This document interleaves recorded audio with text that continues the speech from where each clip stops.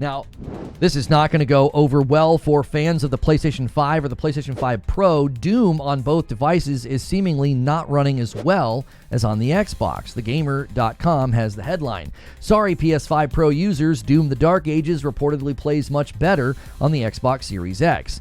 Now, this may not be permanent given that it is listed as a PS5 Pro enhanced title. That doesn't really go well with the title of being enhanced if it's running worse than weaker consoles, but currently the best place to play Doom the Dark Ages when you're playing on a console is the Xbox Series X, which should be at least a temporary comfort to those of us who bought the Series X on all of those glorious performance promises.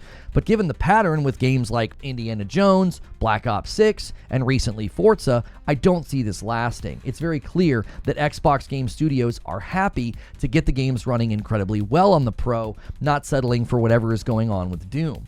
Now, this issue comes down to frame drops, and the Series X gets less of them. Here's what the article says. According to Digital Foundry, Doom the Dark Ages is mostly a smooth experience on the Xbox Series X, but that takes a bit of a dive on the PS5 thanks to frame rate drops during demanding battles and even during some less intensive ones. The frame rate fluidity even reportedly feels lower on Series S at times. Xbox Series X is seemingly the only console that doesn't suffer from frame rate drops as much. So it sounds like the Series S is experiencing what most of us have come to expect there to be going on there, which is just inferior performance. It is a weaker device. But hearing that the PS5 and even the PS5 Pro are experiencing a less than, good, or we would say less than stable experience, especially because the Pro is stronger than the X, that doesn't bode well for Pro owners, and I don't think id Software is going to let this hang in the air. The hope here is that all of the platforms would get patches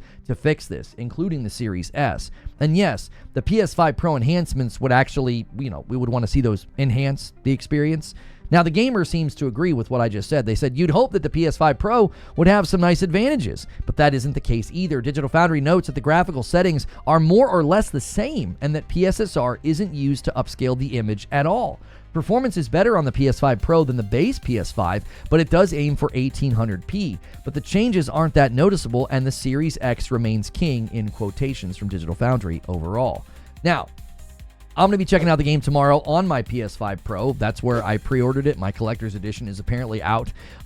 It's being shipped right now, like it's going to be dropped off at my door any minute. So we're going to check that out on the channel. If you want to see Doom the Dark Ages gameplay, be sure to check that out. It's one of my most anticipated games of the year. Again, I don't think id Software is going to leave this hanging in the air. They're known for optimization. I'm imagining this will be rectified. My concern is this is the early rumblings of what it's going to look like for Xbox Game Studios to ship games on Series S, Series X, PC, PS5, PS5 Pro. They're expanding that needed bandwidth and work because Forza was ported, Indiana Jones was ported, Black Ops 6 got the updates later, right? These weren't things that were having to be shipped day one, and now we're in a new era for Xbox where their biggest titles are going to be landing basically everywhere, and this could be some of the early signs of what that looks like, which was what my concern has always been, that when you go that broad with your multi-platform strategy, it can start to hurt the quality of the games. Let me know what you think in the comments below, and you can always come discuss it in the live stream.